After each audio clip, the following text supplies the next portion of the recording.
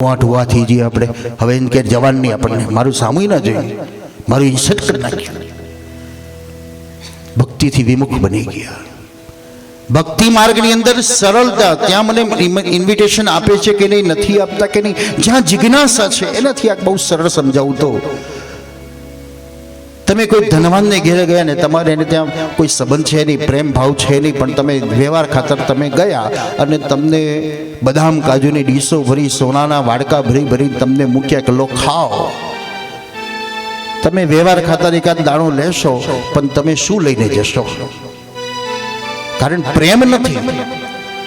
તમે એમ જ બેવાના નર્યો મોટાપો બતાવ્યો. આટલું સરસ તમારું સ્વાગત સત્કાર કર્યું, છતાં તમને એમ લાગ્યું એને મોટી બતાવી બધી. બીજી તરફ બેનપણીના ઘેર ગરીબ છે, ઝૂંપડી જ છે, પણ એને ત્યાં તમને પ્રેમ છે. એ બેનપણી તમને જોઈને કે હું આસન લાવું, ચા બનાવું, પાડી, અરે કશું જરૂર નથી, બેસન નીચે બસ બેજાની છે. ત્યાં શું છે? પ્રેમ છે. જ્યાં પ્રેમ છે કશું દેખાતું નથી, અને જ્યાં પ્રેમ નથી ત્યાં બધું આપે છતાંય તમને દોષ જ દેખાય છે.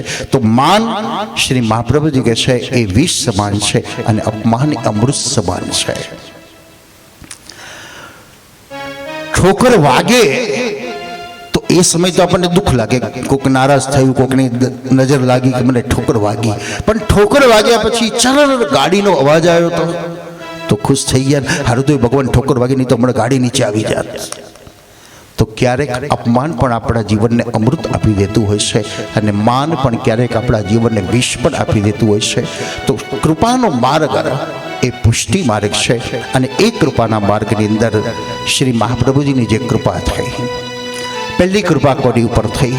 તો દામોદરદાસ હરસાણીજી ઉપર જે કૃપા થઈ. આપ શ્રી પરિક્રમાની અંદર બિરાજમાન છો. શ્રાવણે શ્યામલે પક્ષે એકાદશ્યામ શ્રીનાથજી બાવાની કૃપા થઈ અને બ્રહ્મ સંબંધની આજ્ઞા થઈ. અહીં સુંદર ચર્ચા છે. શ્રી મહાપ્રભુજી દામોદરદાસને પૂછે છે કે દમલા તુને કુછ સુનો? ત્યારે દામોદરદાસ કહે છે सुनो तो सही लेकिन समझो नहीं. हम सब इनसे अलग प्रकार के बोलते हैं. हमने सुना और हम समझ गए, सुना नहीं फिर भी हम समझ गए, और इसलिए अनुभूति नहीं होती है. દામોદરદાસે કીધું હું સાંભળ્યું ખરું પણ સમજ્યો નથી. યદિ ન હરિમાર્ગે પરિચય, આ માર્ગનો પરિચય, આ માર્ગની અનુભૂતિ એ મા વગર પિતા નથી મળતો, ગુરુ વગર ગોવિંદ નથી મળતો. પિતા તો છે પણ માં જ્યાં સુધી સિમ્બોલ નહીં આપે કે બેટા તારો પિતા છે, ત્યાં સુધી દીકરો કોઈ સ્વીકારશે નહીં. એમ ભગવાન છે પણ જ્યાં ગુરુ દ્વારા આપણને જ્ઞાન પ્રાપ્ત થાય છે તો તુરંત એની અનુભૂતિ થઈ જાય છે. જન્માષ્ટમીના દિવસો છે અને તમારો દીકરો રડે છે, મમ્મી મને કન્યાનું રમકડું લાવી આલે, એટલે તમે બજારમાંથી ખેલ માટે સ્વરૂપ લાવી આપ્યું. દીકરો ઉછાળે પછાડે ફેંકે, કોઈ દુઃખ થાય છે ખરું? કોઈ વૈષ્ણવ તમારા ઘેર આવીને તમને કે કરે ઠાકોરજીને આટલો શરમો, એ તો ખેલના ઠાકોરજી છે, રમ્યા કરે નિમિત્તે. હવે ગુરુ તમારા ગામમાં પધાર્યા, બધા વૈષ્ણવો ઠાકોરજી પધરાવતો હતો, તમને ઈચ્છા થઈ હું પણ પધરાવું, પણ ક્યાં બજારમાં લેવા જવું? યાદ આવી ગયા, દીકરાને લાયા પેતા લઈને તમે ગુરુ પાસે ગયા. ગુરુએ સેવ કર્યા, બી સેવા પ્રકાર આપ્યા, અને તમે લાવીને દીકરાને આપી દો છો ખરા? ગઈકાલ સુધી દીકરો રમતો હતો, આજે દીકરાના ઠાકોરજીને તમે સિંહાસન ઉપર બિરાજમાન કર્યા, સુંદર શણગાર ધર્યા, ભોગ ધર્યો, દંડવત પ્રણામ કર્યા, અને દીકરાને યાદ આવ્યું મારું રમકડું ક્યાં ગયું? મમ્મી લાય લાય લાય. હવે તમે શોધશો બેટા ઠાકોરજી કહેવાય. કેમ ઠાકોરજી અત્યાર સુધી નતા દેખાતા, પણ આજે ગુરુએ તમને જ્ઞાન આપ્યું કે આ ઠાકોરજી છે, અને એ ઠાકોરજીમાં તમારે અનુભૂતિ કરવાની. 252 ચરિત્રો વાંચો છો? હમણાં જ બહુ સરસ ચરિત્ર મેં વાંચ્યું તો આપણે ઘણા બધા મતભેદો એની અંદર છે, પણ ખરેખર મને એવું એ વાંચ્યા પછી મને એવું લાગ્યું કે આપણે બધા વાંચીએ છીએ, ખાલી વાંચી વાંચીને ઉડી જ જાય છે. એક ભગવતી વૈષ્ણવ છે, એને ત્યાં પારણું બંધાયેલું છે, એટલે વર્ધી આવી, અને વર્ધીના આનંદની અંદર આખો પરિવાર ઠાકોરજીની સેવા ભૂલી ગયો. ઠાકોરજી શયનમાં જ આખો દિવસ રહ્યા. અડધી રાત્રે ઠાકોરજીએ વૈષ્ણવને પ્રેરણા કરીએ, હું તો આખો દિવસ સુઈ રહ્યો છું, ભોગ કશું આરોગ્ય નથી. પેલા બહેને કીધું, પણ ઠાકોરજી શું કરું, હું તો અત્યારે આ સ્થિતિમાં છું, ઘરવાળા બધા ભૂલી ગયા.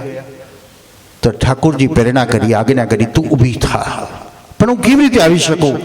ઠાકોરજી ઉપાય બતાવ્યો, છાણથી, ગાયના છાણથી સ્નાન કર, કેડ બાંધ અને તું આવીને સામગ્રી આરોગાઈ મને જગાડ. આ 252 પ્રમાણ છે. આપણે 15 દિવસ મહિનો ઠાકોરજીને મૂકી આવ્યા ગરડાગરમાં. ગરડાગર જ કહેવાય ને ભાઈ. કરોડો રૂપિયા તમે ખર્ચો છો તમારા દીકરા દીકરીઓના લગ્નોની અંદર. વૈષ્ણવે મોટું ટેન્શન છે, રૂપિયાનું નહીં, વ્યવસ્થાનું નહીં. પણ ચિંતા કરતા હોય, બેનપણી આવીને પૂછે કે અરે શું તકલીફ છે, કઈ પૈસા છે? નાના બધી વ્યવસ્થા થઈ ગઈ. તો પછી આમ ઉદાસ કેમ છું? આ ઠાકોરજી કઈ વાંધો નહીં, મારી ઘેર પધરાય છે એટલે હાશ મારો ટોપલો બધો હલકો કરી દીધો. હલકો નથી કર્યો, વધાર્યો. તમારી ફરજ છે, ઠાકોરજી તમારો સ્વજન છે, તમારો અનુજ છે, તમારો પરિવારનો છે. તમારા 4 દીકરા છે તો 5મો દીકરો ઠાકોરજીને બનાવો. આ 252 પ્રમાણ બતાવીશ. એક વૈષ્ણવના 4 સંતાનો મૃત્યુ પામ્યા છે. શ્રી મહાપ્રભુજી વૈષ્ણવના ઘરે પધાર્યા છે અને માં દુઃખી થઈ છે. આપ શ્રી આશ્વાસન આપી રહ્યા છે કે તમારા 4 સંતાનો પ્રભુ શરણ પામ્યા. અને ત્યારે માં એમ કે છે, અરે કૃપા નિદાન, હજુ એક દીકરો છે મારો. આપશ્રીએ પ્રશ્ન કર્યો કે 4 સંતાન હતા, 5મો ક્યાં છે? ત્યારે હસતા છે કે આપે જે પધરાવી આપ્યો ને એ લાલન મારો દીકરો છે. હું મારા સંતાનોને જેવો સજાવું છું એવા ઠાકોરજીને કેમ ન સજાવું? હું મારા સંતાનોને જેવું સુંદર ભોજન આરોગાવું છું તો મારા ઠાકોરજીને કેમ ના આરોગાવું? અરે ઠાકોરજીને મારા ઘરનો એક પ્રતિનિધિ છે, ઠાકોરજી મારો એક સભ્ય છે, ઠાકોરજી મારો એક સ્વજન છે, ઠાકોરજી મારો એક અનુજ છે, ઠાકોરજી મારો એક આત્મા છે. શરીરમાં શ્વાસ વગર ન ચાલે તો એના વગર ન ચાલી શકે ખરું? નનાદ પૃષ્ઠમ ન જપારમેષ્ઠમ ન સાર્વભૌમમ ન રસાધિપત્યમ ન યોગ સિદ્ધિ ન પુનરજ સંવા. છોકરાને પૂછો, નાના છોકરાને, એક માં પોતાના દીકરાને લઈને મેળામાં ગઈ. એટલે દીકરાએ હઠ કરી કે માં મને આ રમકડું લાયા, આ ચકેરીમાં બેસાડ, આ ફુંદરીમાં બેસાડ. ગરીબ માં બિચારી સમજાવે, બેટા મોંઘવારી છે, પૈસા ઓછા છે, એવું તો ન કે, પણ બધું નકામું આવે બેટા, આપણે ગામડે જઈને બધું તને લાવી આપીશું. માં સમજે છે કે 2 રૂપિયા છે, 1 રૂપિયામાંથી તને શું લાયેલું? 1 રૂપિયા તો ટિકિટનું ભાડું છે. પણ દીકરાને પટાવતી જાય છે ને એક ધનવાન દીકરો સંપત્તિના મદની અંદર એ સ્ત્રી તરફ આકર્ષિત થયેલો છે. એની એક ઈચ્છા છે કે મને ચાન્સ મળે તો આ દીકરાને આખો મેળો ખરીદી આપું કે જેથી આ સ્ત્રીને મારા પ્રત્યે પ્રેમ જાગે. બસ આ તક જોવા માટે, તકને પકડવા માટે એ યુવાન સ્ત્રી અને બાળકની પાછળ ચાલી રહેલો છે. મેળામાં ગીરદી આવી અને ગીરદીમાં ધક્કો વાગ્યો અને ધક્કામાં માં ને દીકરો 2 છૂટા પડી ગયા. માં રડતી દીકરાને શોધી રહી છે, દીકરો રડતો માને શોધી રહેલો છે. ધનવાન યુવાન દીકરાની પાછળ દોડતો ગયો, હાથ પકડીને કે બાળક બેટા તારે કયું રમકડું જોઈએ, કઈ ફોદેડી જોઈએ, કઈ મીઠાઈ ખાવી છે? ત્યારે રડતો બાળક એક જ બોલ્યો, મારે કશું જ ન જોઈએ, મને મારી માં જોઈએ. क्या चाहिए हमको? जो अनुभूति किया है जिनने, वो वही कहेगा मुझे भगवान चाहिए. આર્ટિફિશિયલ કહી શકાય આજકાલ. હજુ આપણે એટલા અંદર ડૂબકી નથી મારીએ છીએ. હજુ ખાલી સેમ્પલ ટેસ્ટ કરેલો છે, ખાધું નથી ને એટલે ખાવાનું મન થતું નથી. સેવાની અંદર એકવાર ડૂબકી મારી જુઓ અને પછી જુઓ એનો આનંદ કેવો છે. સેવામાં સાર છે અપાર, શ્રી વલ્લભ વરની સેવામાં સાર છે અપાર. સેવામાં સાર છે અપાર, શ્રી વલ્લભ વરની સેવામાં સાર છે અપાર. સેવામાં સાર છે અપાર, શ્રી વલ્લભ વરની સેવામાં સાર છે અપાર.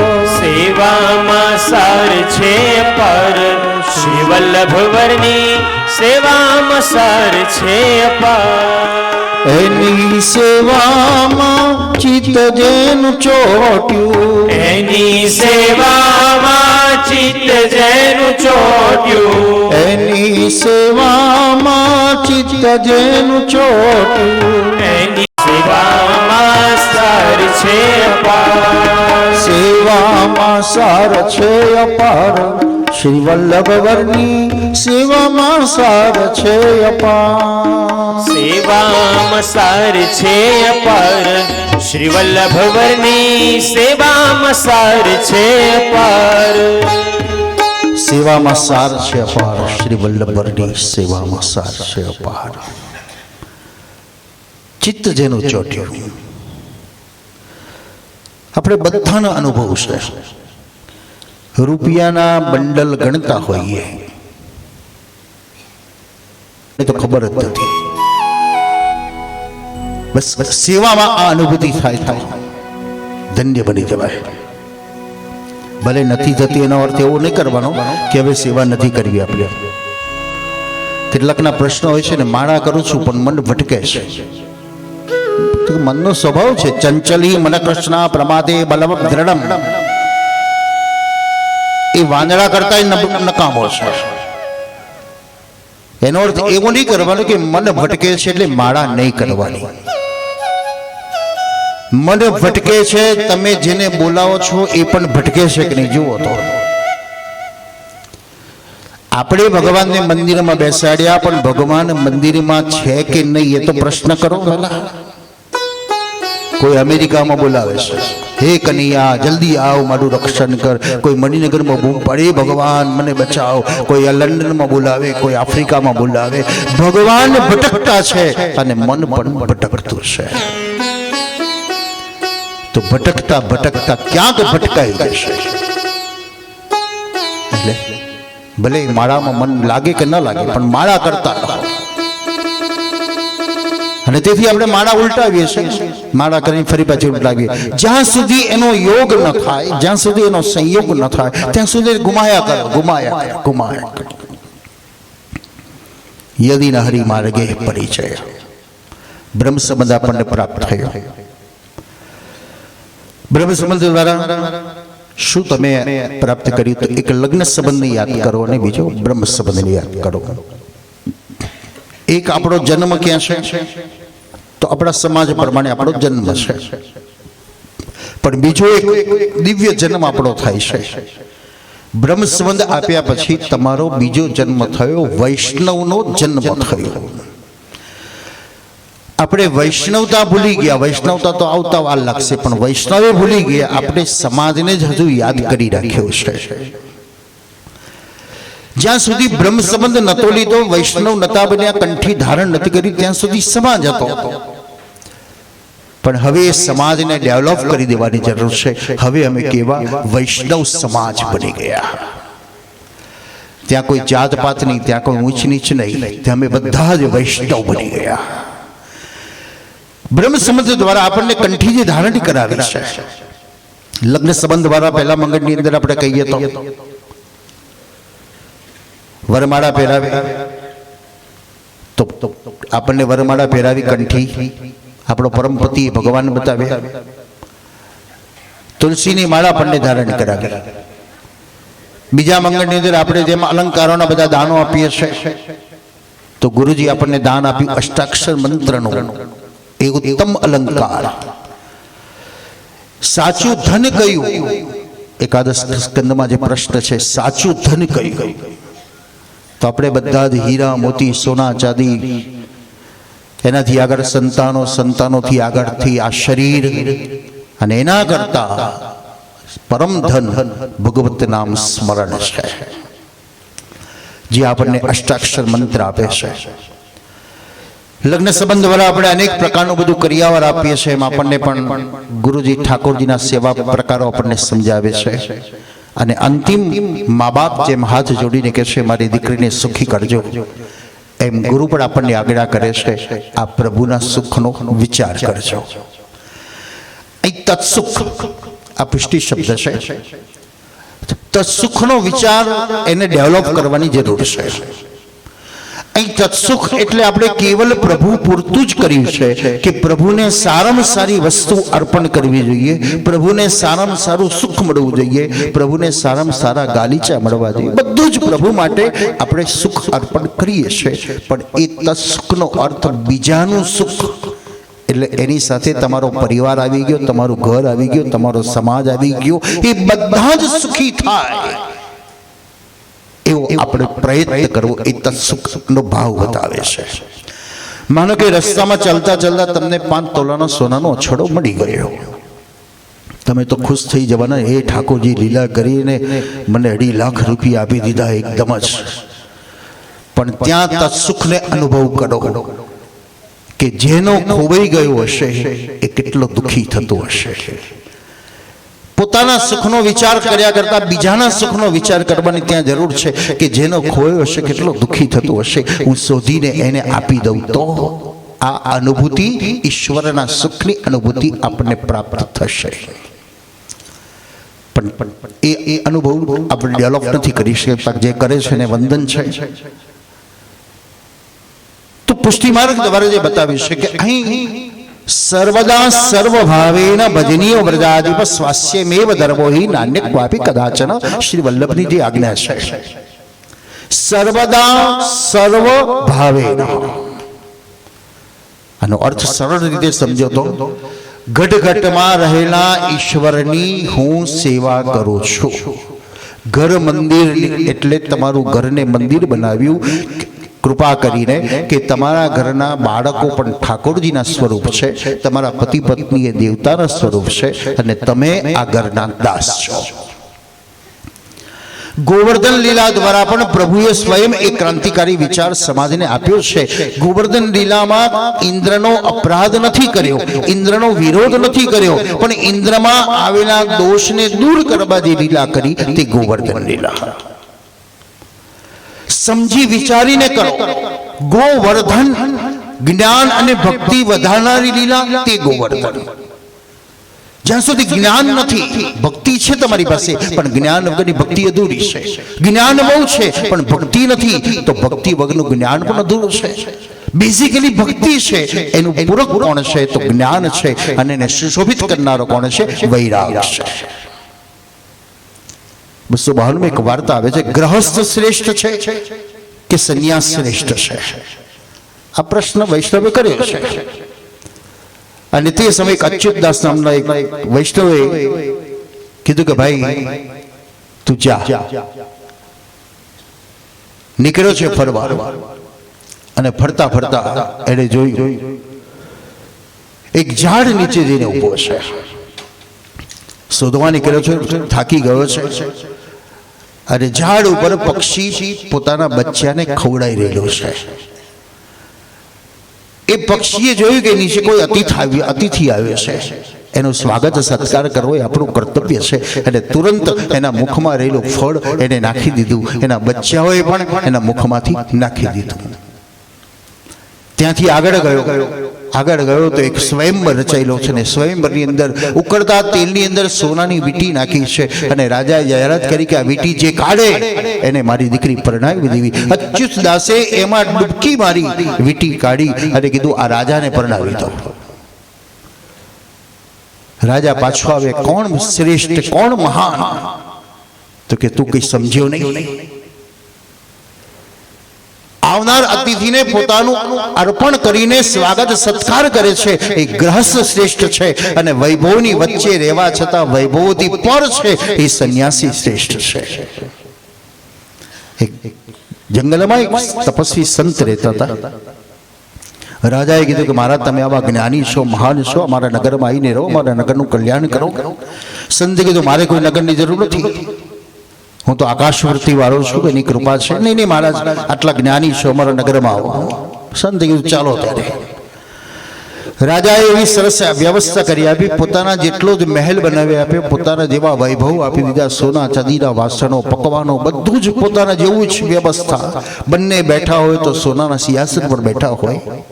અને એક દિવસ રાજાને રમૂજ થઈ, મહારાજ મારાને તમારામાં કોઈ ફરક લાગે છે?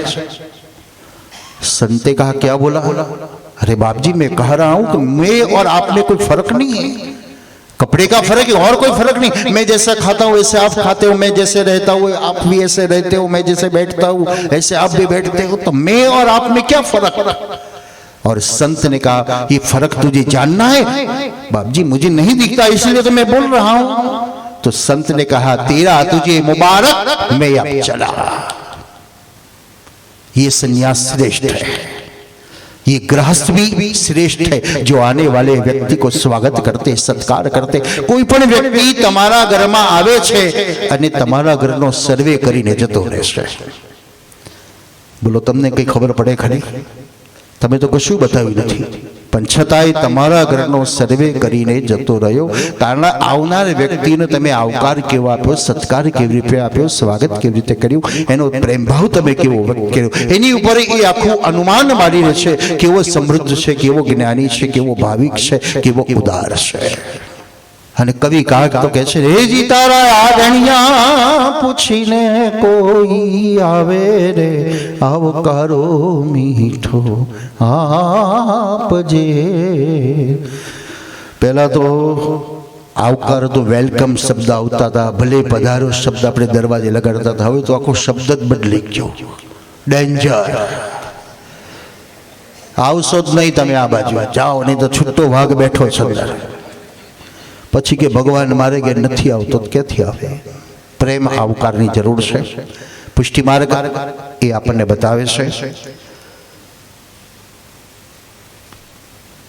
પુષ્ટિના જે માર્ગ છે ને એની અંદર શ્રી મહાપ્રભુએ સુબોધિનીમાં વૃત્રાસુરના 4 શ્લોકને પ્રાધાન્ય આપ્યું છે। જેને વૈષ્ણવ બનવું છે એના માટે વૈષ્ણવ ધર્મ કયો, વૈષ્ણવનો અર્થ કયો, વૈષ્ણવ કાર્ય કયું અને વૈષ્ણવનો મોક્ષ કયો। વૈષ્ણવ બ્રહ્મ સંબંધ દ્વારા વૈષ્ણવ થયા, પણ વૈષ્ણવતા નરસિંહ મહેતા 700 વર્ષ પહેલા જે પદ ગાયું, પીડ પરાઈ જાણે રે પર દુઃખ ઉપકાર કરે તો મન અભિમાન ન આણે રે, વૈષ્ણવ જન તો તેને રે કહીએ। બસ બીજાના દુઃખને સમજી લો, કઈ કે એને મદદ કરવાનો પ્રયત્ન કરી લો, વગર સર્ટિફિકેટ તમે વૈષ્ણવ। શ્રીમદ ભાગવતની કથા કહે છે, વૈષ્ણવતાનું પ્રમાણ બતાવે છે। નંદ બાવાને ત્યાં અડધી ઉંમરે બાળકનો જન્મ થયો। એ નંદ બાવા દેવકી માની પાસે ગયા। આપણે ઘેર આવો આનંદ હોય ને કોકને ઘેર જઈએ તો આપણે કયા વગર રહીએ ખરા? અહીં નંદ બાવાએ પોતાના મનને કેટલું સંયમિત કર્યું હશે, એને વૈષ્ણવતાની કેવી પરિપક્વતા લાવ્યો હશે કે નંદ બાવા પોતાના સુખને ભૂલી ગયા। કારણ દેવકીનું દુઃખ યાદ આવી ગયું, એના 8 દીકરા મૃત્યુ પામ્યા છે। નંદ પોતાના સુખને ભૂલી ગયા અને સામે ચાલીને દેવકી વસુદેવના દુઃખમાં દુઃખી થઈ ગયા। તો દેવકી વસુદેવ આપણા જેવા નબળા નથી કે શ્રાવણ ભાદરો વરસી પડે, આપણે તો કોઈક નબળી નસ દબાવે એટલે ધડ ધડ ધડ ધડ, તો એ પણ વૈષ્ણવ છે કે દેવકી માએ નંદ વસુદેવે એમ ન કીધું અરે બાવા 8મો મારો ગયો નથી, તમારે ઘેર અડધી રાતે હું મૂકી ગયો, એમ ન કીધું કે ના, દેવકીમાં પણ એવું બોલ્યા કે તમારા ભાઈને મેં ના પાડી છતાં મારો દીકરો મૂકી ગયા, દેવકીમાં પણ ન બોલ્યા। એકબીજાના સુખમાં સુખી થા, એકબીજાના દુઃખમાં દુઃખી થા, એ વૈષ્ણવ છે। તો વૃત્રાસુરનો જે પહેલો શ્લોક કે છે આપણો ધર્મ શું છે? અહમ હરે વપાદે કમૂલ દાસાનુદાસો ભવિતાસ્મિ ભૂય મનસ્મરેતા સુપતેર ગુણસ્તે ગુણીતવા કર્મ કરો તુકાય। પહેલો વૈષ્ણવનો ધર્મ દાસમાં, દાસના દાસ થઈને રહેવું મારે। દાસાનું દાસો ભવિતાસ્મિ ભૂય મેં મારા ઠાકોરજા ચરણમાં તુલસી દળ અર્પણ કરી દીધું, મારું જે હતું બધું મેં સોંપી દીધું. બેંકના લોકરમાં બધું મૂક્યા પછી ચોર આવે તો શું લઈ જવાનો છે જ નહીં કશું. એમ મારું જે હતું બધું મેં ઠાકોરજીને આપી દીધું. શું મારું? તો મન, બુદ્ધિ, ચિત્ત, અહંકાર, એકાદશ ઇન્દ્રિયો મેં પ્રભુના ચરણમાં અર્પણ કર્યા. સુરદાસજી અંત સમયની અંદર શ્રી મહાપ્રભુજી ઉભા છે અને સુરદાસજીને પ્રશ્ન કરે છે, સુરદાસ અત્યારે તારું મન ક્યાં છે? ત્યારે સુરદાસ કહે છે, મેરો મન દૂજો કહાં તે હો જાય. મારે કે બે ચાર મન નથી કે કहीं હોય ને એક બાર હોય. મારું મન તો એક જ છે. જૈસે ઉડત નાવ કો પંખી, નાવડામાં બેઠેલું પંખી ઉડી ઉડીને પાછું ક્યાં આવે? તો નાવડામાં આવે. એ મારું મન પણ આપણા ચરણમાં છે. અને અંતિમ જે પદ ગાયું, દ્રઢઈ ન ચરણ ન કેરો ભરોસો, સાધને ઓર કछु નહીં કલી મેં, જાસુ હોત નિવેરો ભરોસો, દ્રઢઈ ન ચરણ ન કેરો ભરોસો. છે ભરોસો આપણને? આપણે તો બહુ જ પ્લાનિંગ કરીએ છીએ. પ્લાનિંગ નથી કર્યા છતાં ઈશ્વરને કરાવવું છે તો એ તમારું વગર પ્લાનિંગે પણ કાર્ય સફળ કરી દેશે. અને પ્લાનિંગ બહુ કર્યા પણ એની ઈચ્છા ન હોય તો બધા પ્લાનિંગ ફોક કરાવી દેશે. બે શિક્ષકો હતા. એક ભગવદીય પ્રભુમાં દ્રઢ આસ્થા રાખે અને બીજો થોડો આપણા જેવો બુદ્ધિશાળી. એટલે એણે બહુ સરસ પોતાની બધી વ્યવસ્થા કરી દીધેલી. અલગ અલગ જગ્યાએ ઇન્વેસ્ટમેન્ટો કરી દીધેલા, મકાનો લઈ લીધેલા. રિટાયર થવાના 6 મહિનાની વાર છે. અને બે મિત્ર ભેગા થયા અને ચા પાણી કરતા કરતા વાતો કરી, ભાઈ 6 મહિના પછી તું રિટાયર થવાનો, પછી હું થવાનો, કોઈ પ્લાનિંગ કર્યું કે નહીં? પ્રભુમાં વિશ્વાસ રાખનારો કહેવા લાગ્યો, મેં તો કોઈ પ્લાનિંગ કર્યું નથી, ભગવાન જે કરશે એ બધું ખરું. પેલો કહેવા, તું વેવલો રહ્યો, હવે નોકરી જવાની, 6 મહિના પછી રૂપિયા નહીં આવે તો શું કરીશ? આ ક્વાર્ટર ખાલી કરવાનો. જો મેં તો કેવી સરસ બંગલા બાંધી દીધા, છોકરાઓને માટે ફાઇનાન્શિયલ બધી વ્યવસ્થા કરી દીધી, દર મહિને આટલો ઇન્ટરેસ્ટ આવશે, પછી ટ્યુશન ક્લાસ ચાલુ કરી દઈશ, એમાંથી ઇન્કમ આવશે. તું કંઈક વિચાર જ. કઈ વાંધો નહીં, તું તારી રીતે રહે, તને જરૂર પડે તો મને યાદ કરજે, હું તને થોડી મદદ કરીશ. આવી સલાહ આપીને મિત્ર જતો રહ્યો. પત્ની સમજાવે છે કે જો 6 મહિના પછી આપણે રિટાયર થવાના, તમારા મિત્રે તો કેવી વ્યવસ્થા કરી, આપણે તો જો દીકરા દીકરીઓ નાના નાના છે, કોઈ વ્યવસ્થા છે નહીં. પતિ પોતાની પત્નીને સમજાવે છે. આપણા જીવનના આટલા વર્ષ ગયા, ઘણી બધી તકલીફો આવી, ઘણી મૂંઝવણો આવી, ઘણી મુસીબતો આવી, આર્થિક તકલીફો આવી. એ બધા વખતે કોણે કામ કર્યા? હા, એ થઈ ગયા. તો એ જેણે કર્યા એ આવતીકાલનો ચિંતા આપણી નહીં કરતો હોય, એ આવતીકાલનો વિચાર આપણો નહીં કરતો હોય. પત્ની કે તમે એવા ને એવા જ રહ્યા છો, કઈ વાંધો નહીં, ચાલો 6 મહિના પૂરા થયા, રિટાયર થઈ ગયા. લાવ તો બધાને ગમે, ખાલી કોઈને ગમે. અને રિટાયર થયા પછી તકલીફો બહુ છે. પહેલો નંબર જેનો હતો એનો નંબર છેલ્લો આવી જાય રિટાયર થયા પછી. સૌથી પહેલા ગરમ પાણીની ડોલ મળી જાય પપ્પાને. છોકરા જવું હોય બેસ પપ્પાને જવાનું ઓફિસ કરી લેવા દે પહેલા બધું એમને. અને રિટાયર થયા પછી છોકરા કે પપ્પા તમારે કઈ જવાનું છે? મનીષ કોલેજ જવાનો છે. બીજો કે મારે નિશાળ જવાનું. પત્ની કે તમારે કઈ જવાનું નથી, મન નહીં લેવા, મારા ઘરના કામ કરવાના છે. પહેલો હતો એનો છેલ્લો આવી જાય. આજકાલ મેન્ટેલિટી માણસ તૂટી પડે છે, રિટાયર થયા પછી વધારે તૂટી પડે છે. મન એટલું બેકાર બની જાય છે, નબળું પડી જાય ને, એટલે બધી રોગો અને તકલીફો બધી બીમાર આવે. માટે રિટાયર થવાની શાસ્ત્ર તો ના જ પાડે છે. ભલે સરકાર રિટાયર કરે એના કાયદા પ્રમાણે, પણ શાસ્ત્રે રિટાયર થવાનું કહ્યું જ નથી. શાસ્ત્ર તો એમ કહે છે તમે પ્રવૃત્ત જ રહો, ચરઈતી, બસ દોડતા રહો. ખાલી નહીં હો, પણ સેવાની અંદર ચાલતા રહો. જે શક્ય હોય એ તમે સેવા પ્રવૃત્તિમાં લાગી, જેમાં ઇન્ટરેસ્ટ હોય એમાં બસ સેવામાં લાગતા જાઓ. પત્ની બાળકો બધા સુનસાન ઉભા છે. ભાઈ ધીરે ધીરે ઘરમાં આવ્યો, કોઈ જોતું નથી સામે. કારણ બધાને પ્રશ્ન યક્ષ પ્રશ્ન છે, હવે ક્યાં જઈશું, શું કરીશું? સ્તબ્ધ વાતાવરણ બનેલું છે અને એકદમ ચરર કરતી ગાડીનો અવાજ આવ્યો. એક યુવાન આવીને કીધું, સાહેબ પ્રણામ કરું તમને, તમે મને ઓળખ્યો? હા બેટા, તું મારે ત્યાં ભણતો હતો? હા. મેં એવું સાંભળ્યું ગયા તમે રિટાયર થઈ ગયા? હા. તો મારી એક ઈચ્છા છે, તમે મારી સ્કૂલનું સંચાલન ન કરો. 1 મિનિટ પહેલા કોઈ રસ્તો નહોતો, 1 મિનિટ પહેલા ક્યાં જવું એક પ્રશ્ન હતો, અને બીજી જ મિનિટમાં એનું પરિણામ મળી ગયું. પત્ની પતિ સામે જુએ, પતિ પત્ની સામે જુએ. દીકરો પેલો યુવાન કે પેલો, સાહેબ બોલો ને, મારું નિમંત્રણ સ્વીકારો તમે.